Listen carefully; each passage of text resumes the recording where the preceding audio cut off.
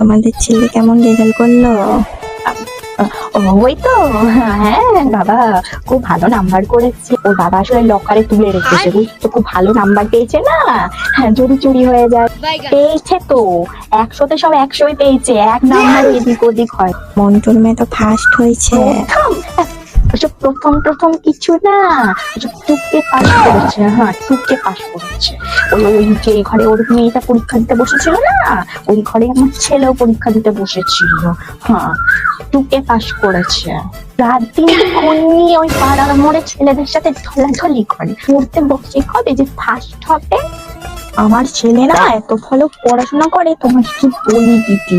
হ্যাঁ, আসতে বলি, পাড়ার লোক নয় শুনে নেবে। শোনো, আমার ছেলে না সারা রাত জেগে পড়াশোনা করে, সারা রাত। তুমি জানো দিদি, ওকে দিন কারেন্ট চলে গেছে, আমার ছেলেটা ওই জোনাকির আলোতে পড়াশোনা করেছে। তোমার মেয়ে কত পেয়েছে? আমার মেয়ে ফার্স্ট ডিভিশনতে পাস করেছে। বলি তোমার মেয়েকে ফোনটা একটু কম দিও, তাহলে আরো ভালো নাম্বার করবে। আমাদের মেয়েটা তো বললো তোমাদের ছেলে নাকি টুকলি করতে গিয়ে ধরা পড়েছিল। এগুলি করেনি, আমার ছেলেকে ফাঁসানো হয়েছে। আমি শুনলাম নাকি তোমার ছেলে ফেল করেছে।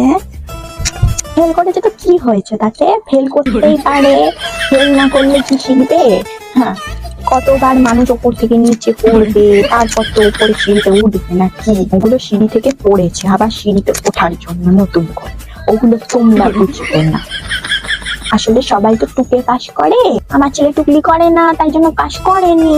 ওই জন্য নিজেরা ফাঁসবে, আমার ছেলেটাকে ফাঁসানোর চেষ্টা করেছে। ওখানে তো তোমার মেয়েরাও ছিল, সবাই মিলেই ফাঁসিয়েছে। আর তোমার মেয়েরা টুকলি করে পাস করেছে, আমার ছেলে টুকলি করে না বলে পাস করেনি। যদি টুকলি করতো, আমার ছেলেরাও তোমাদের মেয়েদের মতো ফার্স্ট সেকেন্ড হতো। আমার ছেলেরা চোরবাজি করে পাস করে না।